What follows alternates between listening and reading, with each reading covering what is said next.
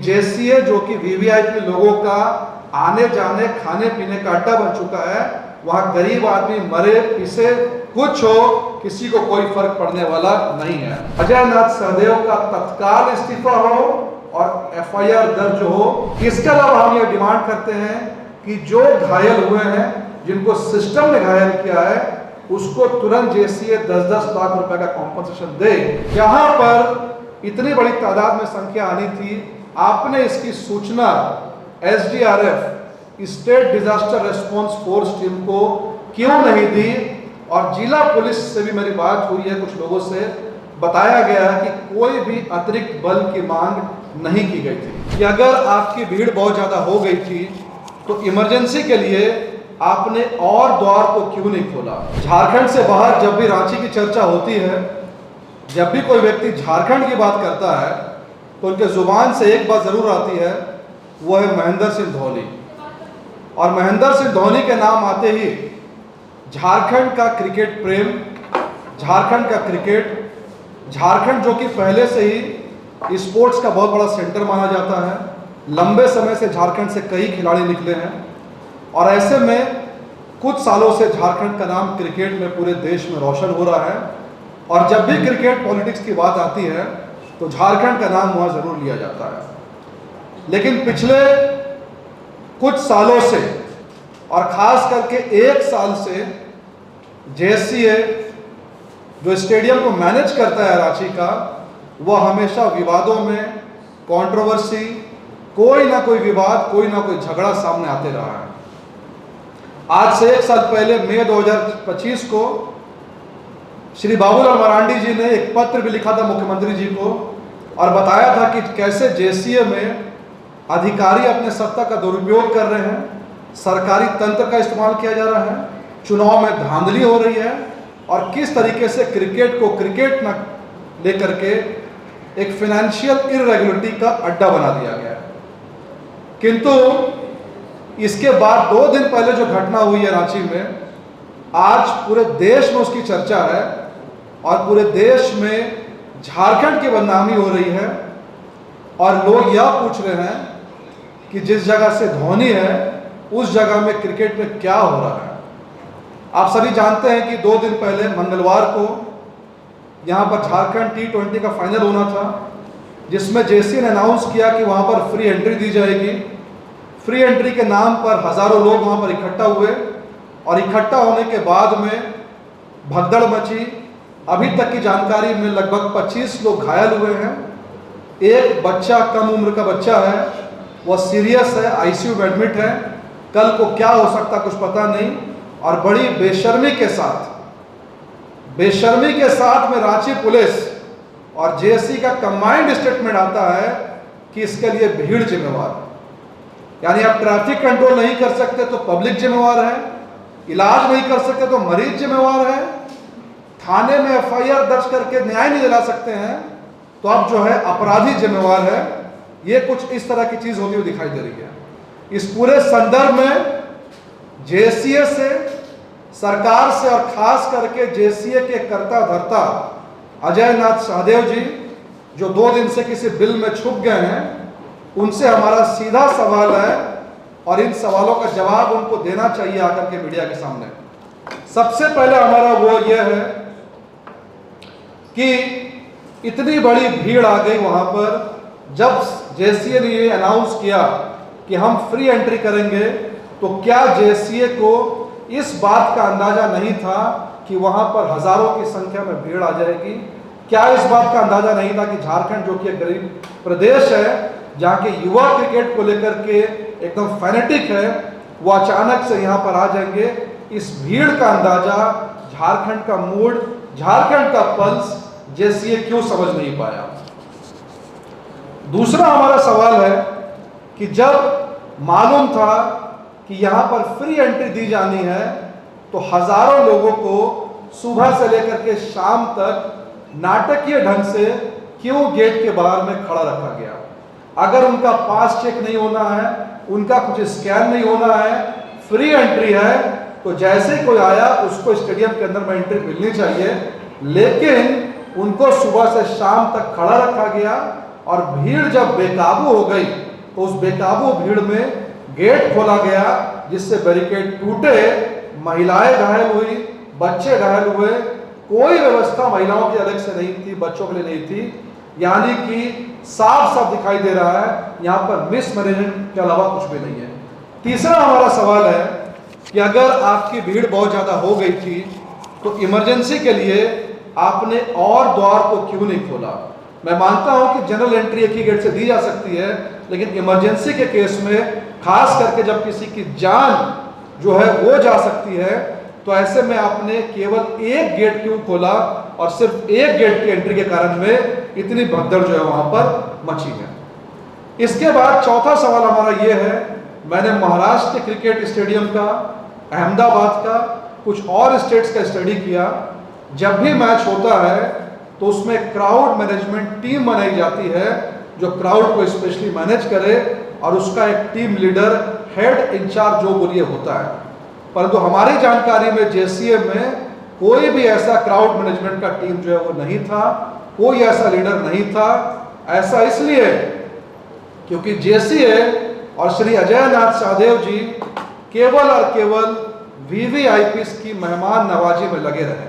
इनको चिंता थी कौन सा आईएएस आएगा, कौन सा आईपीएस आएगा, कौन सा मंत्री आएगा, कहां बैठाना है, कैसे फोटो खिंचाना है।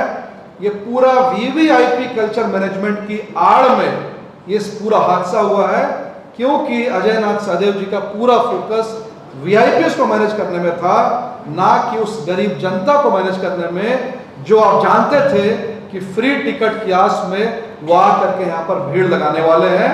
तो हम आपसे कहना चाहते हैं कि अगर ऐसा कोई एसओपी, कोई प्रोटोकॉल, कुछ भी आपने बनाया था मिनट्स माइनट्स क्राउड को मैनेजमेंट करने के लिए, इसकी जानकारी आप सार्वजनिक कीजिए। पांचवा हमारा सवाल है, जब भगदड़ मची तो बच्चे क्या, जवान क्या, कौन किसको कहां ले जाएगा, किसी मेडिकल फैसिलिटी के ऊपर व्यवस्था नहीं थी। कोई राज हॉस्पिटल जा रहा है, कोई सदर जा रहा है, कोई पारस जा रहा है, कोई खुद से जा रहा है, किसी का दोस्त उठा करके जा रहा है। अरे 50,000 का क्राउड जहां पर होगा, इट्स अ कॉमन सेंस कि वहां पर एम्बुलेंस, मेडिकल यूनिट की व्यवस्था होनी चाहिए, किंतु आपको मेडिकल की व्यवस्था नहीं करनी थी, क्योंकि आपका पूरा फोकस जेसीए में वीवीआईपी मैनेजमेंट में आपका जो है वो था। इसके बाद हमारा सवाल है, जहां पर इतनी बड़ी तादाद में संख्या आनी थी, आपने इसकी सूचना SDRF, state disaster response force team को क्यों नहीं दी? और जिला पुलिस से भी मेरी बात हुई है, कुछ लोगों से बताया गया है कि कोई भी अतिरिक्त बल की मांग नहीं की गई थी। यानी आपने एक भी ऐसा लेटर नहीं लिखा और कहा कि यहाँ पर इतने हजार की संख्या आ सकती है, अतिरिक्त पुलिस बल चाहिए, ऐसा नहीं लिखा। और तो और अचानक से 40-50 हजार लोग हेलीकॉप्टर से नहीं कूदे, वह सुबह से वहां पर जमा हो रहे थे। यानी कोई जरा भी अगर संवेदनशील व्यक्ति होता तो उसको दिख सकता था कि ये भीड़ धीरे धीरे बढ़ रही है, तुरंत इसकी सूचना हम जो जिला प्रशासन को दे, लेकिन ऐसा नहीं किया गया। केवल उनको किसके भरोसे छोड़ा गया? कुछ बाउंसर्स के भरोसे छोड़ा गया, जिन्होंने भीड़ को उल्टा पीटा है और पुलिस द्वारा जो है लाठी चार्ज जो है वो किया गया। इसके बाद हमारा सवाल है, बिल्कुल साफ है, 48 घंटे बीत चुके हैं, उससे ज्यादा बीत चुके हैं, एक भी एफआईआर अभी तक क्यों रजिस्टर्ड नहीं हुआ है? एक भी एफआईआर अटेम्प्ट टू मर्डर या फिर कोई भी असॉल्ट, फिजिकल असॉल्ट, क्राउड का केस, ऐसा एक भी एफआईआर दर्ज क्यों नहीं किया गया है? किन लोगों को बचाने की कोशिश है? या फिर यूं समझा जाए कि जेसीए जो कि वीवीआईपी लोगों का आने जाने, खाने पीने का अड्डा बन चुका है, वहां गरीब आदमी मरे पिसे कुछ हो, किसी को कोई फर्क पड़ने वाला नहीं है। इसके बाद अजय नाथ सचदेव जी से हम पूछना चाहते हैं कि आप किस बिल में छिप करके बैठे हैं? आप बाहर आइए, यू शुड फेस मीडिया। आपने संजय पांडे उपाध्यक्ष के भरोसे पूरे भगदड़ को छोड़ दिया, आप सामने क्यों नहीं आ रहे हैं? ये आपकी रिस्पॉन्सिबिलिटी है, आपको सामने आके इन तमाम चीजों पर जवाब देना चाहिए। अब यहां पर हमारी मांगे जो है, हमारी सबसे पहली मांग है, बेंगलोर में चिन्नप्पा स्वामी स्टेडियम में जब यह हादसा हुआ था, वहां 11 लोग मर गए थे, तो उसके बाद कई एजेंसीज ने जांच की, सीआईडी ने जांच की, बॉम्बे बेंगलुरु म्युनिसिपल कॉर्पोरेशन ने जांच की, हाईकोर्ट ने सुओ मोटो कॉग्निजेंस लिया और जस्टिस जोन के अध्यक्षता में एक जुडिशियल इंक्वायरी कमेटी बैठी।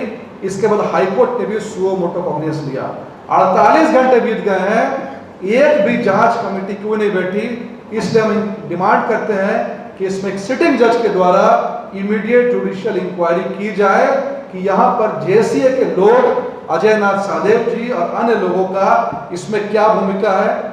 दूसरा, अजय नाथ सहदेव का तत्काल इस्तीफा हो और एफआईआर दर्ज हो, वो जेसीए को मैनेज करने लोगों के ऊपर में तत्काल एफआईआर दर्ज करके जांच जो होनी चाहिए। इसके अलावा हम ये डिमांड करते हैं कि जो घायल हुए हैं, जिनको सिस्टम ने घायल किया है, उसको तुरंत जेसीए 10-10 लाख रुपए का कॉम्पनसेशन दे, क्योंकि इस छोटा नागपुर जो झारखंड का आईपीएल हुआ है, इसमें हमें खबर मिली है कि जेसीए ने केवल इस आईपीएल में 25 करोड़ रुपए जो फंड मोबिलाइज किया था, और इसके पहले जेसीए ने कितने फंड मोबिलाइज किए हैं इसका कोई हिसाब किताब नहीं है। यानी कुल मिलाकर के हम अगर देखें इस पूरे एपिसोड को, तो स्टेडियम झारखंड का जो कि बनाया गया था आम युवाओं को ट्रेन करने के लिए, आम युवा क्रिकेट खेलने जाए, परंतु अभी जो लोग वहां बैठे हुए हैं उनके देख रेख में जेसीए एक क्लब बन करके रह गया है, जहां आईएएस, आईपीएस, बिजनेसमैन, विधायक, मंत्री सुबह आए शाम आए, ड्रिंक करे, मौज करे, ठहरे, यानी कि मेहमान नवाजी का वो अड्डा बन गया है, ना कि कोई क्रिकेट स्टेडियम है। इसलिए सरकार को आंख खोल करके, या जो क्लब बन चुका है, इस क्लब पर तत्काल कार्रवाई करके उन गरीबों को, उन मासूमों को न्याय देने की दिशा में कदम उठाना चाहिए। धन्यवाद। जहां 27 वर्षों के सफर में 17,000 से भी अधिक छात्रों ने डॉक्टर एवं इंजीनियर बनकर भरे सफलता की ऊंची उड़ान, जहां साधारण छात्र भी झारखंड टॉपर्स बनकर बना रहे इतिहास। दूरदर्शी शिक्षाविद श्री विपिन सिंह के मार्गदर्शन में मेडिकल एवं इंजीनियरिंग के लाखों छात्रों के लिए आशा की किरण के रूप में goal nations leading institute. Biome institute NEET की तैयारी के लिए एक भरोसेमंद नाम। यहाँ अनुभवी फैकल्टी, स्मार्ट क्लासरूम और बेहतरीन टीचिंग मेथड से स्टूडेंट्स को मिलती है मजबूत तैयारी। यहाँ हर स्टूडेंट को मिलता है पर्सनल गाइडेंस और डाउट क्लियरिंग का पूरा सपोर्ट। नीट 2027 और 28 के लिए फेज 2 बैच 30 अप्रैल से शुरू हो रहा है। आज ही बायोम इंस्टीट्यूट से जुड़े और अपने डॉक्टर बनने के सपने को दे सही दिशा। बायोम इंस्टीट्यूट सिर्फ मेडिकल प्रिपरेशन का संस्थान। काम की तलाश है, भरोसेमंद नौकरी चाहिए? जुड़िए एएनजी के साथ, जहां श्रमिक सबसे पहले।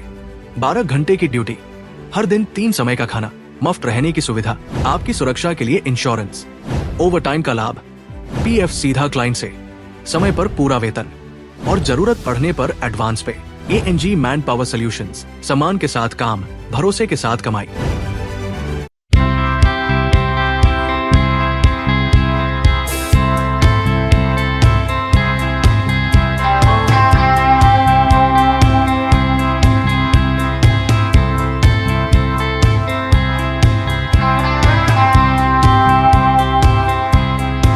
followup.in.